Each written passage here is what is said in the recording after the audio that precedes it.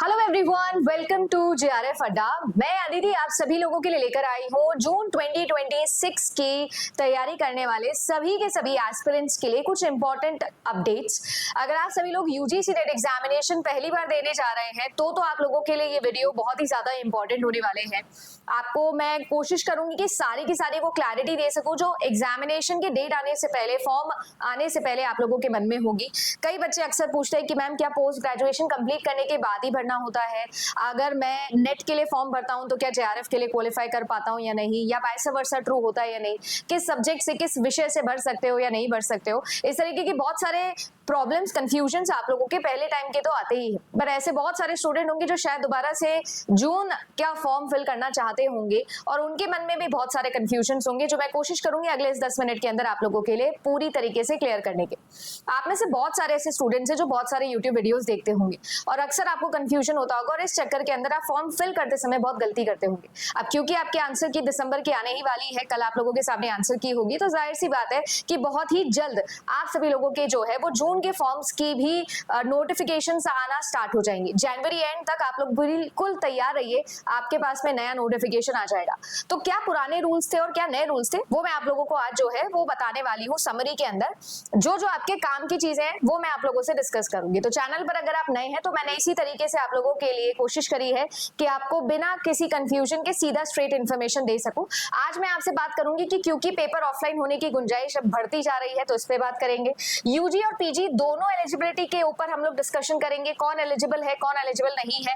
Latest pattern के ऊपर हम लोग डिस्कशन करेंगे, किस टाइप के क्वेश्चंस आपको प्रिपेयर करने हैं, और इसके अलावा सिलेबस के ऊपर भी अपन चर्चा करेंगे क्योंकि बाकी बहुत सारी सिलेबस ऐसे हैं पेपर 1 के इंक्लूडिंग बहुत सारे पेपर 2 के ऐसे सिलेबस है जिनको अभी तक रिस्ट्रिक्ट नहीं किया है, बट क्योंकि अब आप लोगों को पता है कि higher education commission of India बनने वाली है तो आप सभी लोगों के लिए सिलेबस को लेकर भी अपडेशन आने के हाई चांसेस है। इसके साथ साथ मैं आप लोगों से आज 5 असिस्टेंट प्रोफेसर की वैकेंसी भी डिस्कस करूंगी वीडियो के एंड में, तो पूरा वीडियो जो है जरूर देख लीजिएगा।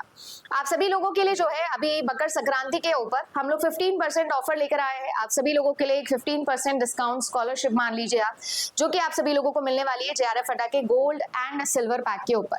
अगर आप हमारे साथ में एक तैयारी करना चाहते हो तो यूजीसी नेट जैसा एग्जामिनेशन जिससे सेट एग्जामिनेशन का सिलेबस, एपी का सिलेबस सब कुछ कवर हो जाता है, तो you should give your preparation full time.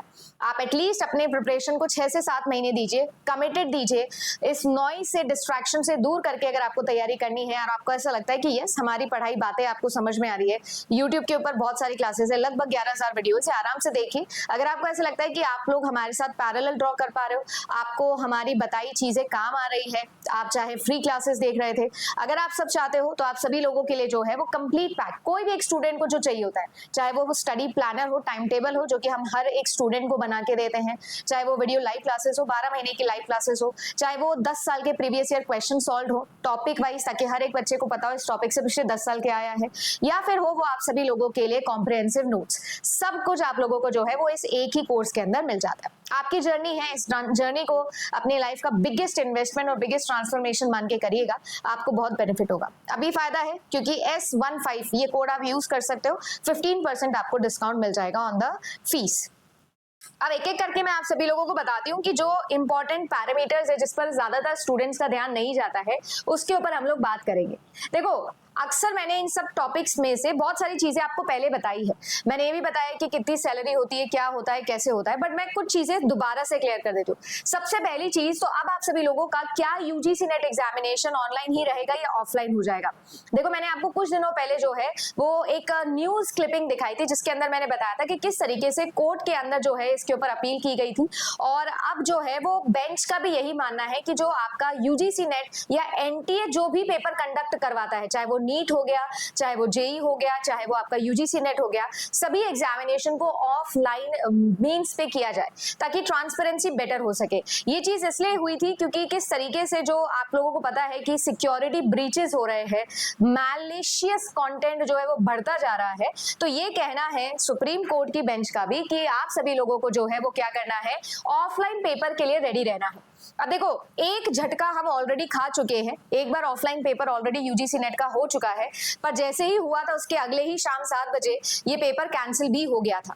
तो देखो, ये मैं आप सभी लोगों के ऊपर छोड़ देती हूँ, कमेंट सेक्शन में आप जरूर बताना कि आपको क्या लगता है कि आप लोग ऑफलाइन पेपर में ज्यादा इच्छुक हो या ऑनलाइन पेपर में ज्यादा इच्छुक हो। बट यस, ये मैं आपको बता रही हूँ कि आपको फरवरी की फर्स्ट वीक के अंदर अंदर पूरी तरीके से पता चल जाएगा कि आपका पेपर ऑफलाइन होगा या नहीं होगा। हाई प्रोबेबिलिटी है, वेरी वेरी हाई चांसेस है कि इस बार आपका पेपर जो है वो ऑफलाइन हो जाएगा। जब ऑफलाइन होगा तो पेपर 1 सभी का सेम हो जाएगा और सबके पेपर 2 चेंज हो जाएंगे। 150 सवाल का पेपर होगा और एक ही दिन में होगा। अब क्योंकि यहाँ पर ऑफलाइन भी इंक्लूड किया जा रहा है तो बहुत सारी जगहों पर आपने सुना होगा नेगेटिव मार्किंग के बारे में भी, तो क्या वो भी इंट्रोड्यूस होगा या नहीं? फिलहाल के लिए तो मुझे लगता है कि ऐसा नहीं होने वाला है। बट यस, ये जरूर बोल दूं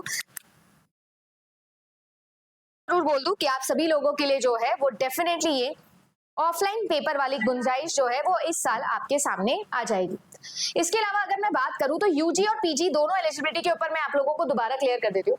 बहुत सारे बच्चों को ऐसे लगता है कि अगर मैंने यूजी किया हुआ है तो मैं यूजीसी नेट एग्जामिनेशन का फॉर्म नहीं फिल कर सकता, जबकि नए रूल्स आ चुके हैं पिछले 2 साल से जो है या 2 सीजन से जो है। मैं आपको ये बताती आ रही हूँ कि अगर आप सभी लोगों ने 4 साल की डिग्री करी हुई है, चाहे वो आपने बीटेक किया हो, चाहे आपने कोई इंटीग्रेटेड कोर्स किया हुआ, अगर आपने 4 साल की डिग्री की हुई है तो भी आप यूजीसी नेट एग्जामिनेशन का फॉर्म फिल कर सकते हो।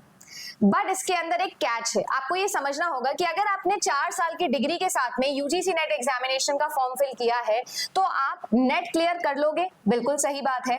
आप जो है वो जेआरएफ भी क्लियर कर सकते हो, ये भी बिल्कुल सही बात है। बट आपका ये जो सर्टिफिकेशन है इसकी बदौलत आप असिस्टेंट प्रोफेसर बनने के लिए एलिजिबल नहीं कहलाओगे। ये बहुत कम बच्चों को पता होता है, मैं दोबारा से क्लियर कर देती हूँ। 4 साल की डिग्री से अगर आप नेट क्वालिफाई करते हो तो आप असिस्टेंट प्रोफेसर बनने के लिए एलिजिबल नहीं हो। आप सिर्फ और सिर्फ पीएचडी में जो है वो एडमिशन लेने के लिए एलिजिबल हो जाते हो। Once you do your PhD तभी आप लोग जो है वो असिस्टेंट प्रोफेसर बनने के लिए एलिजिबल रहोगे। बट अगर आप लोग अपने पोस्ट ग्रेजुएशन के अंदर हो तो भी आप जो है वो फॉर्म फिल कर सकते हो और आप नेट दे सकते हो। नेट देते ही आप एपी के लिए भी एलिजिबल हो जाते हो। ये मैं आप लोगों को प्रूफ भी दिखा देती हूँ, आपके सामने ये फॉर्म है, ये ये दिसंबर 2025 का ही फॉर्म है। एक स्क्रीनशॉट मैंने लेके रखा था क्योंकि कई जगहों पर, कई यूट्यूब चैनल्स पर बच्चों को थोड़ा सा कंफ्यूज कर दिया जाता है, इसलिए मैंने स्क्रीनशॉट लिया है। यहाँ पर आप सभी लोग देख सकते हो मास्टर डिग्री क्वालिफिकेशन आता है, इसके अंदर आप लोग अपीयरिंग लिख सकते हो और अपीयरिंग के बाद आपको ये बताना होता है कि आप कौन से साल में कंप्लीट करोगे अपना मास्टर्स। तो यहाँ पर आपका 2025 भी है, 2026 भी है और 2027 भी है। मतलब मैम मैंने अगर अपना मास्टर्स का फॉर्म भरा है, अभी तुरंत मैंने अभी मास्टर्स का फॉर्म भरा है, मैं अपने फर्स्ट सेमेस्टर के अंदर हूँ, तो भी बिल्कुल यस आप जो है वो यूजीसी नेट एग्जाम दे सकते हो। ये बहुत ही कम बच्चों को पता होता है, सीक्रेट है, अब तो आपको पता है। तो प्लीज फॉर्म फिल कर दीजिएगा इवन अगर आप अपने मास्टर्स के पहले सेमेस्टर में हो। याद रखना कि आप सभी लोगों को जो है वो अगर नेट क्वालिफाई कर लेते हो आप अपने मास्टर्स के दौरान, तो आपको 2 साल का समय देता है यूजीसी, ताकि आप अपना मास्टर्स टाइमली कंप्लीट कर लो विद मिनिमम 55% एंड 5% का रिलैक्सेशन अगर आप रिजर्व कैटेगरी से बिलोंग करते हो तो। इसके अलावा अगर मैं आप लोगों को बोलूं तो आज के टाइम पर जो एलिजिबिलिटी है उसका कंफ्यूजन एक और हो जाने वाला है फॉर जून 2026 कि बहुत सारी ऐसी आपके राज्य हैं, बहुत सारी ऐसी यूनिवर्सिटीज है जिसके अंदर अब 1 साल का पीजी कोर्स भी अलाउ कर दिया गया है। तो अगर मैं आप लोगों को बोलूं कि यूजीसी नेट एग्जामिनेशन के लिए क्या आप एलिजिबल रहोगे, तो यस बिल्कुल, आप अगर 1 साल का पीजी वाले भी हो तो भी आपके लिए एलिजिबल हो जाएगा। 2023 से 2027 वाले जो चीजें हैं उसके अंदर ये लागू किया जा रहा है। यानी कि आप सोचो कि अगर आप सभी लोग अभी पोस्ट ग्रेजुएशन नहीं किए हो और आप यूजीसी नेट देना चाहते हो, असिस्टेंट प्रोफेसर बनना चाहते हो, you are going to be eligible. आपको बस एडमिशन लेना है इस 1 साल वाले पीजी प्रोग्राम के अंदर। आप इस तरीके से भी यूजीसी नेट के लिए एलिजिबल हो सकते हो, बिना पीएचडी करे आप असिस्टेंट प्रोफेसर की दहलीज पर पहुंच जाओगे, है ना। इसके अलावा अगर मैं बात करूं तो यही सारे क्राइटेरिया आप लोगों के इन फॉर्म्स में लिखे हैं। मैं चाहूं तो आप लोग जाइएगा जेआरएफ अड्डा वेबसाइट के ऊपर, है ना, या एप्लीकेशन पर मैं ये पीडीएफ डाल दूंगी ताकि आराम से आप पढ़ लो। बाकी मैंने जो इसमें लिखा हुआ है सब आपको बता दिया, कैसे आप भर सकते हो, क्या आप भर सकते हो, राइट। अब आते हैं हमारे दूसरे इंपॉर्टेंट सवाल के ऊपर, जो कि आप लोगों के लिए होता है कि आप लोगों का नेट का जो पैटर्न है उसमें क्या होने वाला है। देखो, अगर ऑफलाइन पेपर होता है तो भी, और अगर आप लोगों का ऑनलाइन पेपर होता है तो भी, देखो एक चीज जो है वो अभी तक सिमिलर रही है, वो ये रही है कि आपके पास में 150 सवाल जो है वो आते हैं, और ये जो 150 सवाल होते हैं ये आप लोगों के टोटल 300 नंबर के होते हैं। यानी एक प्रश्न जो है, एक सवाल जो है वो आप लोगों के लिए 2 नंबर का होता है। ये तो हो गया बेसिक पैटर्न, ये सब आप जानते हो। अभी तक कोई भी नेगेटिव मार्किंग इस एग्जामिनेशन के अंदर नहीं है, और जून 2026 के लिए अगर नेगेटिव मार्किंग करनी होगी तो 6 महीने प्रायर जो है वो एनटीए को इंटीमेट करना होगा, बताना होगा, नहीं तो डेफिनेटली इसके ऊपर अपन अपील कर सकते हैं। अब सवाल ये आ जाता है कि ये जो 150 सवाल है ये डिवाइडेड होते हैं आप लोगों के पेपर 1 जो कि जनरल होता है, और पेपर 2 जो कि आप लोगों का सभी का स्पेसिफिक होता है। जैसे फॉर एग्जांपल पेपर 1 जिसके अंदर आप लोगों का जनरल यूनिट्स आती है, 10 यूनिट होती है, और आप लोगों का जो पेपर 2 है, जैसे मेरा कंप्यूटर साइंस है तो वो कंप्यूटर साइंस की होंगी, जो भी आपका पूरा सिलेबस 10 यूनिट में डिवाइडेड होता है।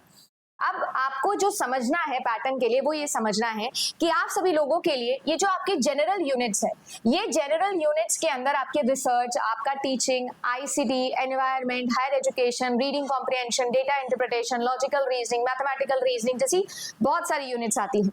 इनके अंदर दिनों दिन जो आप लोगों का वेटेज है वो रिसर्च एप्टीट्यूड का बढ़ता जा रहा है।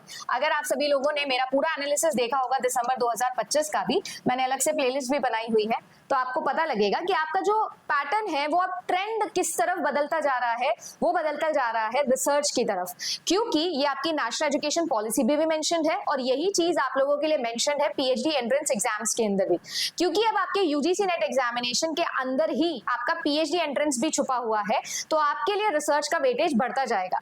तो इसीलिए आपको पहले तो ये समझना है। दूसरा, आप लोगों का जो पेपर 2 है, उस पेपर 2 के अंदर भी जो है वो आप लोगों के लिए एप्लीकेशन ओरिएंटेड, असर्शन, रीजन जैसे पैटर्न बहुत ज्यादा आते हैं। आप सभी लोगों के पास में पैटर्न के नाम पर देखो, पहले एमएसओ क्वेश्चंस है ना, match the column questions, filling the blanks questions, situational based questions, case study based questions, ठीक है। इसके अलावा अगर मैं बोलूं तो statement based question, 2 statement true है या फॉल्स है, ये पूछा जाता है, और इसके साथ साथ इस बारी फोकस किया गया असर्शन रीजन के ऊपर। तो बढ़ते ट्रेंड को अगर आप लोग देखोगे और आप अगर जून का एग्जाम देने वाले हो, तो सबसे बड़ा रूल चेंज जो है वो है पैटर्न का रूल चेंज। ये पैटर्न आपको समझना पड़ेगा कि ज्यादा research oriented and application oriented होता जा रहा है पेपर 1 में भी और पेपर 2 में भी। पेपर 1 और पेपर 2 दोनों के अंदर ही आप सभी लोगों को टॉपिक्स इस तरीके से डिवाइड करने होंगे। जैसे मैंने आज आप लोगों के लिए एक स्ट्रैटेजी बनाई थी 12 बजे वाले वीडियो में, मैंने आपको बताया था कि आपको इन डेप्थ जो है वो चुनने होंगे कुछ टॉपिक्स, और कुछ जो है वो आपको सरफेस लेवल पर पढ़ने होंगे। अगर आप इस बढ़ते ट्रेंड के साथ, इस बढ़ते कंपटीशन के साथ आगे बढ़ना चाहते हो, तो मैं आपको अभी जो है वो दिखाऊंगी कि किस तरीके से competition of UGC net examination बढ़ता जा रहा है ना, तो आपको बेटर क्लियर हो जाएगा। अब जो मेरा सबसे बड़ा कंसर्न है वो है आप लोगों का सिलेबस अपडेट का। देखो, आप सभी लोगों को ये समझना होगा कि यूजीसी नेट एग्जामिनेशन का सबसे बड़ा प्रॉब्लम ये है कि यहाँ पर सिलेबस रिस्ट्रिक्टेड नहीं है। कहने के लिए आईसीटी के अंदर 4 पॉइंट्स दे दिए हैं और लास्ट में लिख दिया इंटरनेट एंड रिलेटेड टर्म्स। अब ये टॉपिक देखने में तो लगता है कि 3 शब्द का है, internet and related terms, but actually में आप जानते हो कि इंटरनेट कितना बड़ा टॉपिक है। तो सिलेबस का कोई बाइफर्केशन नहीं है, पेपर 1 छोड़िए पेपर 2 में भी नहीं है। अगर मैं कंप्यूटर साइंस की बात करूं तो जैसे मैंने जब क्वालिफाई किया था, जब मेरा जेआरएफ हुआ था, तो मैंने सब्जेक्ट काउंट किए थे और अप्रोक्सीमेटली 58 सब्जेक्ट्स थे जो आपको इन टोटलिटी इन 10 यूनिट के अंदर देखने मिलेंगे। 58 से प्लस ही थे, मैंने 58 पे काउंटिंग छोड़ दी थी। तो अब आप सोच सकते हो कि बहुत कुछ होता है जो यहाँ पर आपके लिए लिखा हुआ होता है। और जिस तरीके से मैंने कहा कि ट्रेंड जो है वो और ज्यादा आप लोगों के लिए एप्लीकेशन ओरिएंटेड, और ज्यादा आप जैसे थ्योरेटिकल सब्जेक्ट में मेमोरी बेस्ड ओरिएंटेड बढ़ता जा रहा है, डेट्स बहुत ज्यादा पूछी जा रही है, तो जाहिर सी बात है कि सिलेबस को लेकर जो है वो एक बहुत बड़ा चेंज आप लोगों को देखने मिलेगा। वो चेंज ऐसे देखने मिलेगा कि आप सब लोग जानते हो कि higher education commission of India जो है, अब ये एक सेंट्रल बॉडी रहने वाली है, और जो आप लोगों का यूजीसी नेट है ना, वो अब आपका यूजीसी नहीं, वो आप लोगों का इसी के अंदर सीधा सीधा आ जाएगा। एग्जाम कंडक्टिंग बॉडी कौन सी रहेगी, क्या वो एनटीए रहेगी नहीं रहेगी, वो तो खैर हमें बाद में पता चलेगा। फिलहाल के लिए तो एनटीए है, रिजल्ट भी एनटीए निकाल रहा है, तो एनटीए ही है। बट यस, अब आपका जो एग्जाम है वो कौन कंट्रोल कर रहा है, higher education council of India tackle कर रही है।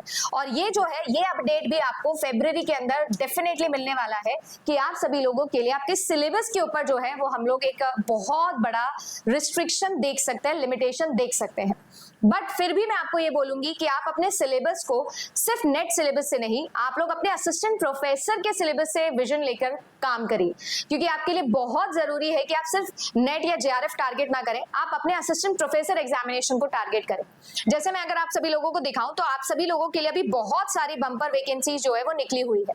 जैसे फॉर एग्जांपल अभी कुछ रिसेंट में ही बता दूं, हिमाचल प्रदेश है जहां पर आप लोगों का सेट एग्जामिनेशन होने वाला है, जनवरी तक फॉर्म फिल कर सकते हो, तो डेफिनेटली इसीलिए हो रहा है क्योंकि यहाँ पर एपी का एग्जाम होने वाला है।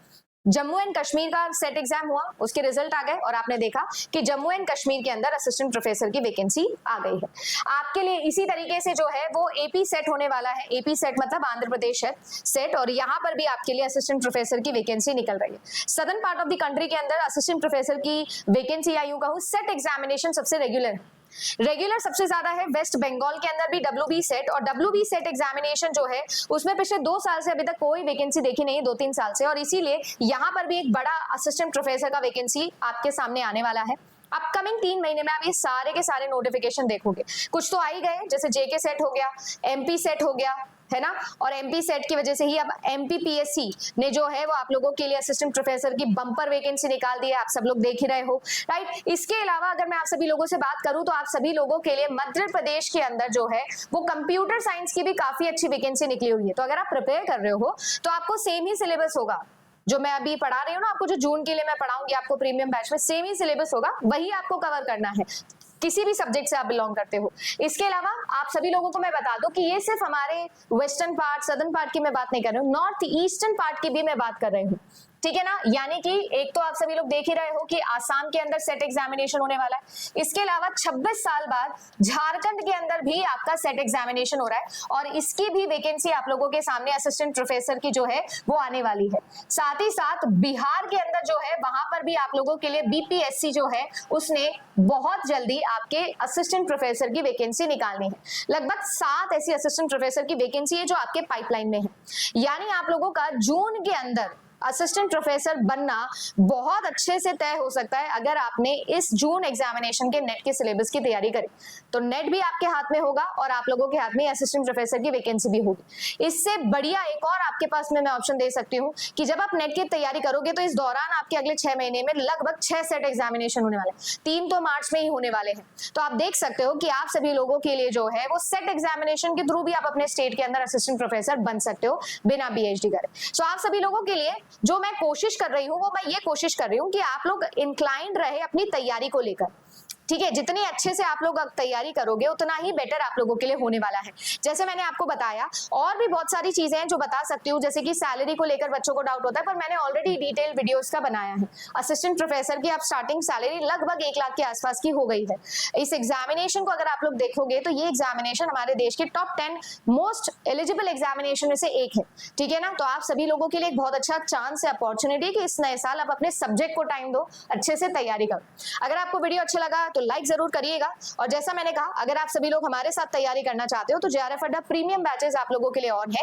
20 जनवरी से मेरी क्लासेस स्टार्ट हो जाएगी, सभी सब्जेक्ट की क्लासेस आपकी स्टार्ट हो जाएगी। If you want to join आप आराम से ज्वाइन कर सकते हो, बट ये जो आप लोगों के पास में डिस्काउंट कोड है ये आप लोगों के लिए आज के लिए अवेलेबल है। तो if you want to apply this code आप आज इसे अप्लाई करके 15% डिस्काउंट भी अवेल कर सकते हैं। और कोई डाउट अगर आपका रह गया हो तो कमेंट सेक्शन में जरूर बताइएगा। मैं मिलूंगी आप सभी लोगों से अगले वीडियो में। धन्यवाद एंड गुड लक।